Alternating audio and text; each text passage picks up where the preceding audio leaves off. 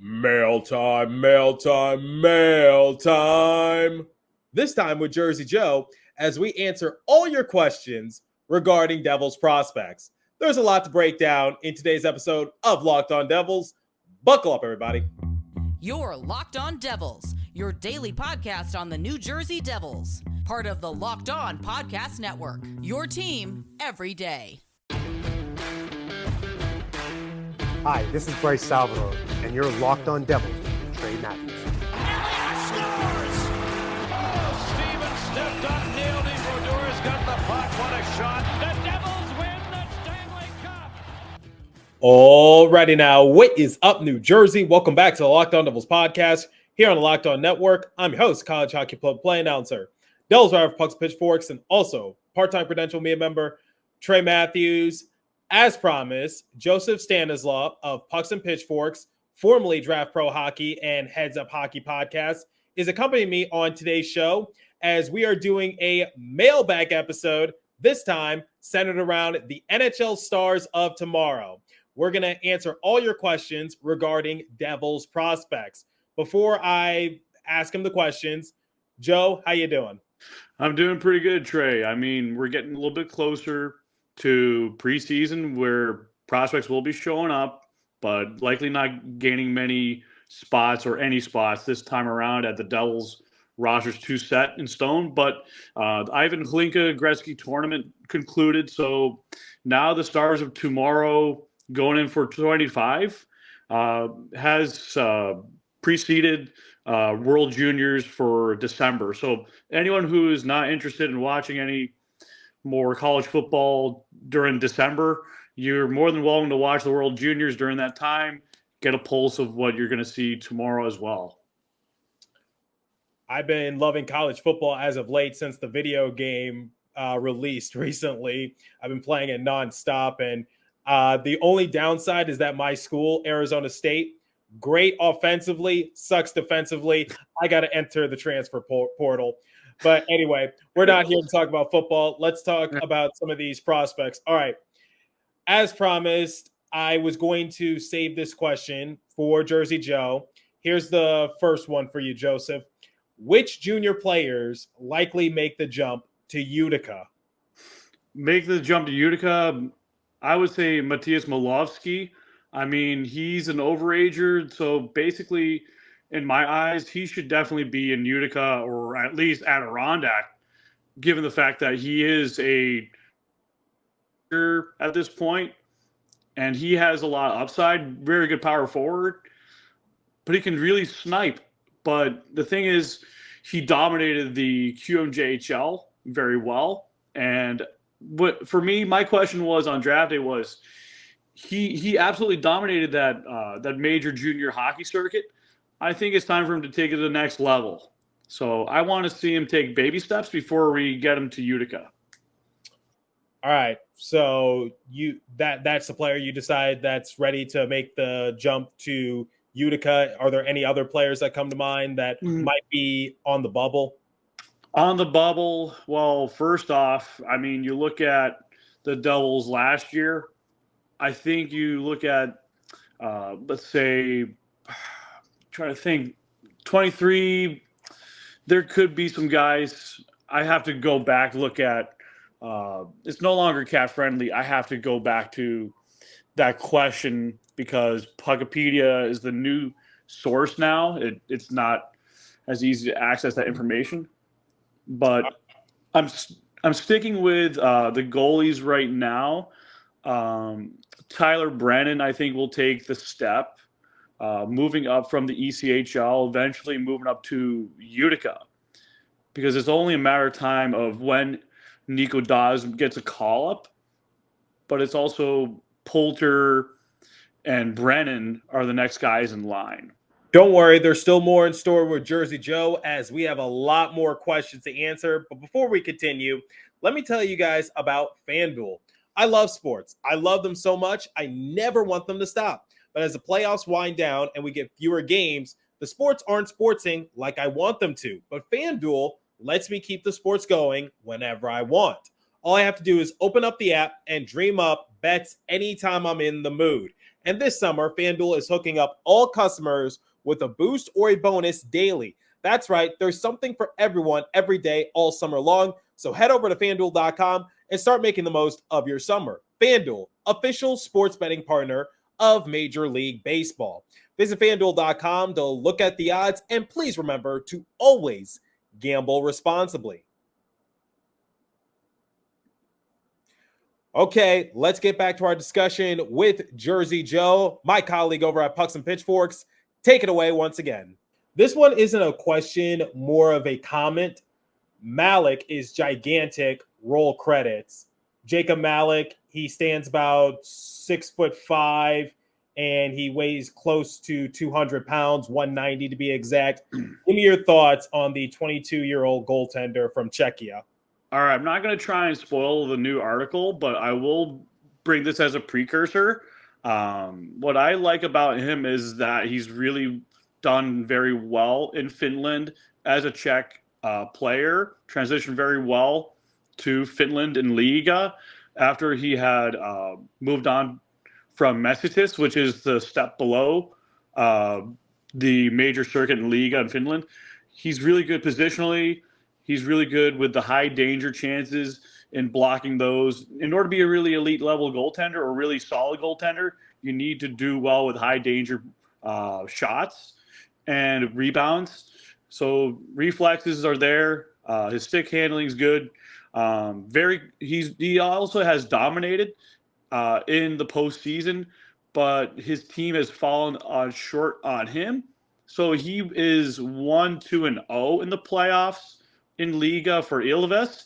The thing is, he averages .910 save percentage, both average in the regular season and in the playoffs. So it's not a matter if he can do it, it's a matter how he does it. And 1.87 goals allowed average he has done in the playoffs. And he's done a little over 2 goals allowed during the regular season in Finland. So it's a little different with a bigger sheet of ice. Right, and I actually have his numbers pulled up right now. So while playing in Finland, he appeared in about 27 games. He had a goals against average of 2.32 and a save percentage of .915. And he had a record of 16, 4, and 5. And he signed his entry-level contract with the Devils. I talked about it during draft night, but it's nice to see that the Devils are taking their goaltender pipeline seriously, especially since they dealt away Akira Schmid. I think they just need some more options in the pipeline, if you know what I mean. Right. I always tell people it's one thing to have really good forwards, and it's one thing to have really good defensemen, but what do you have in front of them and what do you have behind them? Lou Lamoriello built the Devils foundation a long time ago from the net outward. Tom Fitzgerald has realized it with drafting, with his first draft that he had after Ray Shero got fired, that he needed to get a really solid couple of goalies to try and hit on. So you can't just be like, NFL draft, like you can't just not pick up a quarterback and be like, look, I need someone who's going to anchor this team, who knows how to call the plays, settle things down when the going gets rough. Goalies are like that, where when you pick a guy that has really good mindset, they're good under pressure, they have a really good defense, which is like an offensive line or a defensive line if we're talking defensive. So it helps them calm before the storm. And then when things get bad, that's when the goalie needs to step up. So you're looking for your Jakob Markstrom. But when you talk about Jakob Malik, I'm not thinking about a Vitek Vanacek. I'm thinking more like a Tuukka Rask. All right, what about your thoughts on Mikhail Yegorov? He last played for the Omaha Lancers. He reminds me a little bit of, I'm not going to lie, but he does remind me a bit of Georgiev in net. Like he can be aggressive, but he's really good positionally. He's done really well with his tracking, and he, like I said before on the other podcast, he actually used virtual reality goggles to improve his positioning and his timing. And so playing on a really crap team in Omaha, one of the things I found was when I was watching Chase Cheslock was him in the net being able to save games that should have been really bad losses for Omaha. And the kid's going to go to, I think, BC or BU and after this season concludes. But he's a really smart kid. I wouldn't be surprised. I think it is BU because if I remember, his coach is going to be a former Devil in Jay Pandolfo. Yep. Jay Pandolfo, who won a couple Stanley Cups with the Devils, will be his head coach. Obviously, the Boston University, they're building something special out there. And as you guys know, I have a soft spot in my heart for Michigan Wolverine players because both my parents went there. But I got to give credit to Pandolfo and what he's building out there in Boston because it's incredible, if you ask me. And they just had the first overall pick in this year's draft in Macklin Celebrini. So, yeah, Boston University, they're no slouch. No, they produced Jack Eichel not long ago, years ago, and he was the Hobie Baker winner for a reason. And he was a man amongst boys in that class. But anyways, I expect Yegorov and Nico Dawes and Tyler Brennan to be the pillars going forward. Yes, I understand Isaac Poulter's a bit of a wild card, but he's definitely going to be someone who's going to be the here and now trying to bang on that door. But with the next 3 seasons, after Allen and Markstrom's contracts are up, I can see Nico Dawes taking Allen's place when that contract is said and done. So there's going to be some cap movement over the year, depending on how well the revenue is. You mentioned Nico Dawes. I actually talked about him in the previous episode, and I do agree with you. I think this is best case scenario for Nico Dawes because I think he does need to marinate just a tad bit longer in the AHL. Nothing wrong with that. Just give him some time to develop. Don't rush him in anything because the Devils relied heavily on him to try to get the team out the gutter. They were riding his hot hand, but unfortunately, as they were riding that hot hand, inadvertently, it ran him into the dirt, if that makes sense, because it's like they were overworking him. And this is the same mistake that the Devils had with Corey Schneider. This is the same mistake they had with Mackenzie Blackwood. It's been tough to replace Martin Brodeur ever since he retired, like a decade ago, which is hard to believe, but it goes to show you how great of a goalie Martin Brodeur was, and the Devils continue to struggle to fill that void. I don't know why more people aren't talking about that, but my thing is like you need to take your time with Nico Dawes. He has shown flashes of brilliance. We saw it in the outdoor game on full display. He was the one that kept the Devils in the game, and as a result, the Devils they won by they put up a touchdown at MetLife Stadium. They scored like 6 goals. So my thing is like give Nico Dawes some time, and then maybe he'll take Jake Allen's spot come next year or down the line, Jacob Markstrom. But right now, the plan is Jacob Markstrom, Jake Allen, 2 solid veteran goalies to try to lead the Devils back to the playoffs. Yeah, the J&J tandem will definitely be a fixture. So that's what I'm going to call them because it's, Jakob and Jake. But it's Jake and Jake if you want to anglicize it. But really, when I look at those netminders, like they don't have to feel rushed at all. And one of the things I hate watching during the season is a player getting yo-yoed up and down from the AHL to the NHL at a moment's notice, like on a whim, and it gets a little tiring. Like it's got to be frustrating, and I can see why Akira Schmid just not being properly managed. It's not always an easy drive from Utica all the way down the turnpike to New Jersey. It's got to be tiring after sometimes when you hear that many phone calls from your employer in New Jersey versus Utica. Yeah, I mean, I think they did the same thing to Akira Schmid to an extent because they tried to rush him into a bigger role. They tried running the tandem of Vanecek and Schmid back. And honestly, I was all for it. I was just like, look, Vanecek didn't perform well in the playoffs, but a lot of players didn't. Like Jesper Bratt didn't perform well in the playoffs. Dougie Hamilton didn't perform well in the playoffs. I said the Devils collectively did not have their best showing in either rounds. They relied heavily on Akira Schmid to get them out of the first round. They squeaked past the Rangers in 7. Very entertaining series. And then come the second series against the Hurricanes, they just got heavily forechecked and out-muscled. And as you would call, they got Sasquatched by the Sasquatches. And but I know we're digressing from prospects a little bit. Yeah. My thing is just like I think they did the same thing to Akira Schmid, which is you just got to give him some more time. And I felt like sending him down to Utica like around December time, like Christmas time. I think that was best case scenario for him. You send Schmid back down so that way he can marinate a little bit longer. And Kevin Dineen, as we all know, and this is confirmed by Ben Burnell, who's appeared on my show many times, he gives his players a long leash. Anyway, let's move on to the next question. And this actually comes from our boss, Nick Villano of Pucks and Pitchforks.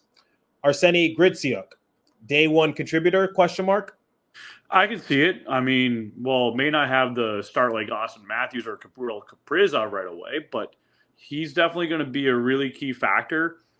One of the things I will say about him is he would dominate the third line, but definitely I could see him second or first line, depending on next year, who is on the team next year. If Tomas Tatar is still here, I see him on third line, or whoever moves on at the trade deadline for someone else. Depends. It all depends on contracts and who fits in that timeline and in the locker room. I foresee Gritsyuk coming to New Jersey because he's got 1 year left. And what else is there left for him to achieve? He already got a Gagarin Cup with Avangard Omsk a few years ago. He's going to be in his third year in the KHL, and he's a .64 point per game player. He's got over 50 points in goals and over 50 points in assists or something crazy like that. I just posted that in my article. You're going to see more of it detailed for tomorrow in my 3-player segment on that. So it's going to be about Malik, Gritsyuk, and Schneike's. Haminaho. Haminaho. That's a name we haven't really heard a lot of. Like Lenny Haminaho, you compared him to Tyler Toffoli. Well, Yeah. Let me ask you this. Why aren't more people talking about Lenny Haminaho? Because while he wasn't a first-round pick, he was the first pick for the Devils during the 2023 draft. Most of the time, a lot of the North American pundits, usually the ones who keep eyes, are more intrigued by players usually playing either in the USHL, BCHL, WHL, sometimes the high school prep leagues. And then you also have to factor in the QMJHL. And then you have the Swiss league, the NLA, which is the pro league, and they have a couple of tiers below with their U20s, U18s, and U16s. Then you have the Swedish league and the SHL, that's their pro league. Then you have their U20s and the U16s. And then the one above that, below the SHL, is called the Allsvenskan. So that's another tier of prospects you have to keep eyes on. And usually those leagues keep producing a plethora of high-quality players. And usually there are some really good international players playing in those more professional European leagues. Same thing, that's why I talked about Steven Solberg and another Norwegian player who were going to play abroad in Sweden this following season. So when there's great coaches and there's great players of higher caliber from another country, they go where the better coaching is. That's why Akira Schmid and Elvis Merzlikins went to get to the same goalie coach outside of their own countries because they wanted to be the best they could be to get drafted and potentially be starting goalies. Makes sense. I have high expectations for Haminaho, and I think he was an underrated draft pick for New Jersey. And Finland I saw it at development camp last year. Unfortunately, this year he had to serve for his country, which he was required to do, which is why he was a no-show at development camp. But I want people to remember Lenny Haminaho. I think he has a lot of upside and potential. He is my hipster pick of all the prospects because he was basically a second or third rounder. I mean, he was a guy that went under the radar for me in that draft. But when I look at him, he may not be the fastest skater. He's an above average skater, but he's really smart. He's got a good release, really good passing game. And he's definitely reminds me a lot of Tyler Toffoli, where he can get the shot off really quick, and he does live right near the crease.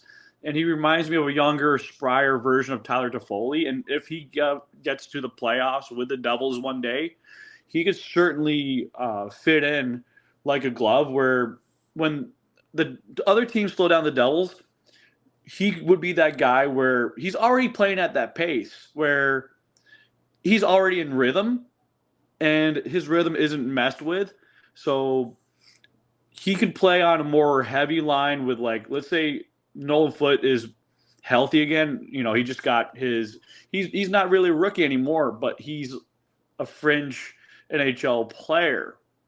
So that's a guy he could be on a complimentary line on. But definitely you could have these younger guys who have really good feet, power their way through. Meanwhile, Haminaho is not a power forward by any means, but he's more of a finesse and scorer. Makes sense. Like I said, I love Haminaho, and we'll see what he does down the road. All right. Most underrated Devils prospect. And I will add on to that question. Who is the most overrated Devils prospect? Overrated. Ooh. Someone who people always hype up, or someone that is projected to have some huge upside, but you're just like, don't get your expectations all that up, or hold your horses on this prospect. I don't really buy into the whole Isaac Poulter thing completely. I give caution because he still has a little ways to go. No means a bust or anything. It's just that he's a really good goalie. I just think there's a lot of buzz around him and needs to be a little less, because there's a little over expectation. I know fans are excited for a goalie, but they got to be a little careful. So I always say go easy on goalies that haven't come out of a really predominant league that hasn't had a really good track record. Now I'm going to push back on that a little bit, because, like I said, Ben Burnell, he was on this show a few weeks ago, and the Utica Comets, similar to the Devils, they did not have a good season whatsoever. And I asked Ben Burnell, who was his MVP? And he said Isaac Poulter, because he said there were a lot of games in which the Comets should have lost, but it was Isaac Poulter keeping their season somewhat afloat. Yes, they didn't really finish all that high, but Ben said it could have been a lot worse if Isaac Poulter was not in between the pipes. So I'm not trying to belittle your rationale, but I'm just pushing back on it a little bit, because I got a different perspective from someone else who covers the Comets. Right. Well, my thing is, how will he perform this upcoming season? Because now teams have a scouting report on him, and it's going to be a lot harder with the defense in front of him and the other teams having a read on him after he came up from the ECHL and the AHL level. The thing is, how will he handle? And scouts not always want to be right all the time. It's good to be wrong, but I want him to prove me wrong this upcoming season, because sometimes a goalie will do really well going laterally, recovery time after blocking a shot. My thing is for him is how will he handle a full AHL season where he has come up from the ECHL with Adirondack Thunder and dealing with more guys who have recognized him for a full season under Coach Deneen. Now, how is that team going to respond with him in net for a full year? That's my thing, along with Nico Dawes taking the other portion of the net time. Okay. Like I said, we'll see how the upcoming season goes, but I think Isaac Poulter did play a decent role with the Comets. And now going back to the first part of that question, underrated Devils prospect, someone who probably doesn't get that much love or attention, but still is really good. If I'm thinking about defensemen, Daniil Orlov, very underrated from the 2022 class. I hear too much hype from Seamus Casey. I'm a bit worried about Casey being more undersized player. Yeah, me too. Because honestly, look, I don't mean to cut you off, but I've been talking about this, and I think you were talking about this with me. I don't think it's the worst idea in the world to convert Seamus Casey to a forward. I know it's pretty late in his career in terms of establishing himself, in terms of positioning, but just given how he plays, he plays on the rush. He joins in on a lot of offensive attacks. You just, like I said, you see him on the rush a lot. I think he would be better utilized as a forward on this Devils team and still be effective. For me, like, the thing is, if he stays a defenseman, he would be a complete disaster. Just, there's not that many Sergei Zubov type players. And I don't think a Sergei Zubov type player in a Seamus Casey translates in today's game. Meanwhile, I see him more like a Mitch Marner, like wild card, if he could be converted to a winger. Now, with that being said, slightly smaller, but stature, I mean, his foot speed, his shooting, his power moves can translate to being a winger. I could see that. I would rather him be a winger rather than a defenseman. I'd rather him be that. But back to the more underrated, for me, a guy like Daniil Orlov is a big physical guy who you drafted in the mid-round in 2022, big guy. And he is Russian, yes. But the thing is, Russian programs are known to be really good with building really solid physical defensemen who play more of a rough and tumble Sasquatch hockey, Soviet Union passing drills, skating drills. He is with Spartak Moskva, or we call it Spartak Moscow. So he's 6'1" and 198 pounds at this time at 20 years old. And he's going to be 21 as of December 21st. So his contract is up at the end of 25-26. All right. Final question, and this comes from me. Anton Silayev. How excited are you for Anton? Because my thing is, I did not project for Devils to draft a defenseman come the draft. However, he has a couple years remaining in the KHL, which I think fits the window for New Jersey because the Devils are in no rush to rebuild. They're not trying to rebuild. They're trying to compete. That's why Tom Fitzgerald added the assets during this offseason. And you give Silayev 2 years in the KHL, and that gives Luke Hughes, Shimon Nemitz, Seamus Casey, Santeri Hatakka, that gives them time to get more experience in the NHL. And then when those 2 years in the KHL are up for Silayev, who stands 6'7", he can now be like a normal rookie, while Hughes, Nemitz, Hatakka, and Casey now have more NHL experience under their belt, and they are now the veterans, and Silayev can focus on being a rookie. So with my thing about Silayev last season was I was watching him very closely where I was like, this is one hell of a behemoth. And if the Devils, for some reason, did really bad, I would want this kid if they got a chance to get him. I wasn't projecting him to go to us during the draft because I expected teams like Seattle to pounce on him, but they did not. Guess what? The Devils got a top 5 player who really will long-term fit the bill because the way he is, yes, he is a little bit off with the rhythm of positioning at this time, but he is so fleet-footed for a guy his size that he is not afraid to throw the body, poke check, back check. This is the kind of guy who clears the crease out. And this is why you still have guys like Daniel Missoul coming in from the AHL team who can hold the line for the next couple seasons until Silayev is ready to make the jump. And he's not going to just make the jump to make it.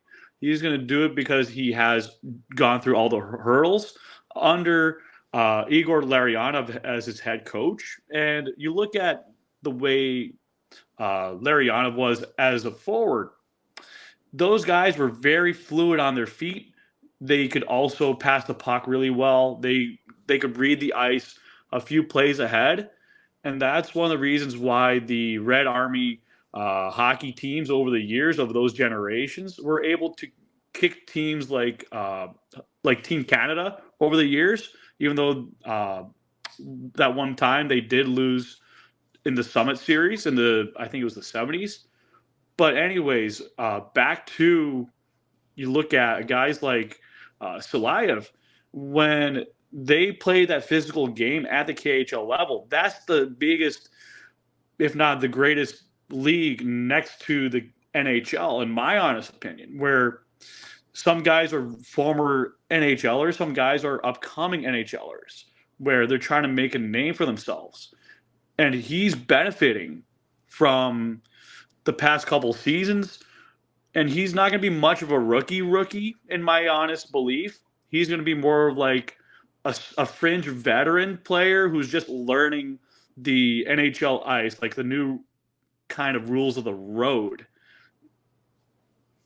Yeah, I mean, like I said, I'm excited for Silayev. And let me ask you this. Victor Hedman comparisons, maybe?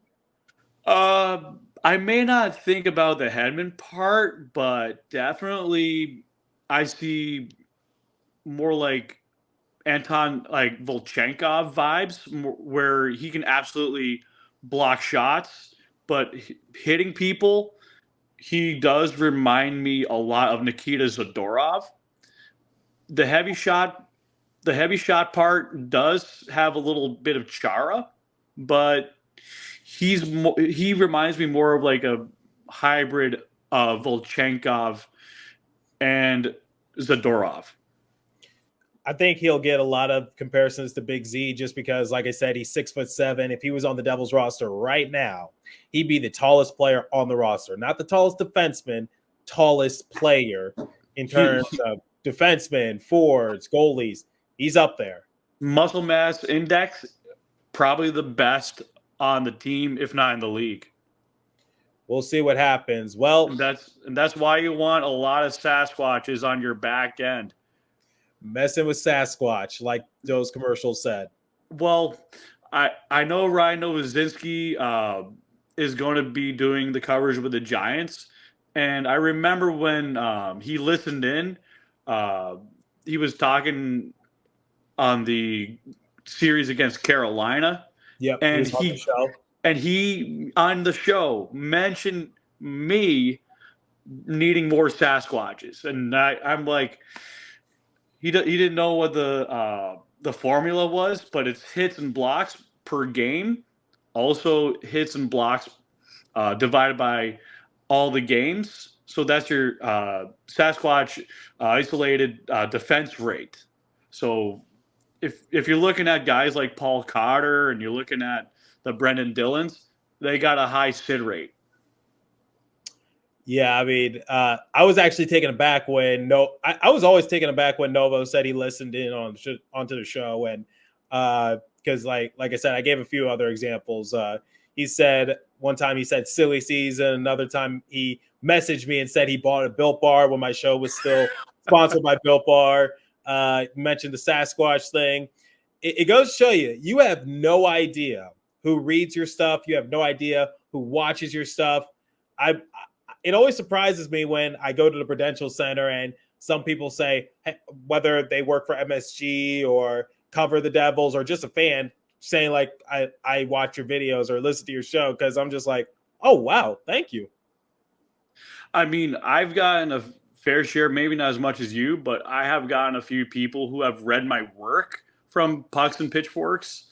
And, before I joined Pucks and Pitchforks a long time ago, I was just a random YouTube guy talking about the Devils winning the draft lottery and getting Nico Hischier and Jack Hughes.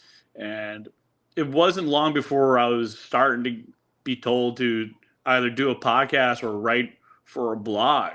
And that's kind of how my thing began as a Jersey Joe. So that basically came, and then once 4+ years of podcasting for me, and I became a scout last year with Draft Pro, that pretty much killed my podcasting for myself. But I'm more than happy to jump on anyone's podcast.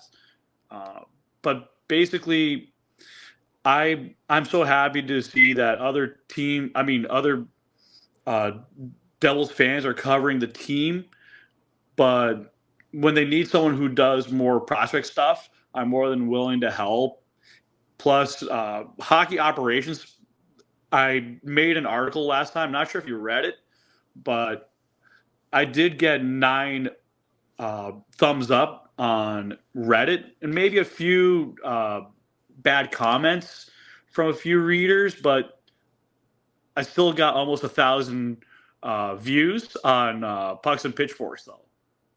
I'm not too well liked on Reddit. I see some of the threads, but that's the only site at which I get some flack on. But I see a good amount of love on Reddit too. But if I had to pick one site in which I get bad reviews, it's not on Apple Podcasts, it's not on Spotify, it's on Reddit. But but I prefer getting slack on Reddit versus Apple Podcasts and Spotify, which reminds me, leave a comment down below if you're watching on YouTube, and leave 5 stars on Spotify and Apple Podcasts if you enjoy this episode. Jersey Joe, thank you for accompanying me on today's Mailbag Prospects edition. Any closing thoughts? Closing thoughts are, well, first off, don't forget to look at FanDuel and support this Locked On Devils podcast. And this is going to be an interesting season. There may not be many guys winning spots on this roster. It's a head spoiler alert. I know a lot of new shows this season are hitting it up in September, but spoiler alert, not much is going to happen. But do attend preseason games, and I hope to see you NHL games this year at the Rock. And I know Trey's doing his thing down in Florida with the ECHL covering, what was it, the Everblades? That is correct. Now, Trey's made it clear that if he needs backup, I'm one of those guys, but we're going to have fun this season, regardless how busy you are or not so busy. So, well, like I said, I'll cross that bridge when that bridge once I encounter that bridge. Yeah, I mean, like I said, similar to Novo, I don't know how much time I have left when it comes to covering the Devils, but I do plan on covering them this upcoming season. I do plan on going to a few games across the country. Like, let's go to Tampa. Let's go to Sunrise. Let's go to let's go to Lightning. Let's go to the Panthers. Let's go to a game up north. Let's go to Canada. I want to go to Toronto. That is my goal. I want to go to Toronto. Now, my question for you is, will you try any maple syrup candies if you go to Quebec? Really depends on the time of the year, because if it's Lent, I give up meat and candy. But any other time period, yes, I will try it. Before Lent, I'm talking about. Never for Lent. Yes, before or after Lent, I will definitely try it. I can't give up maple syrup. I'm sorry. Well, to each their own. All right. Thank you to Jersey Joe for taking time to come on to the show and discuss all things prospects and do this mailbag edition. And like I do to close out every episode, continue to stay safe. Have a wonderful day, New Jersey. Go Devils. I'll catch you guys in the next episode. Thanks for listening once again.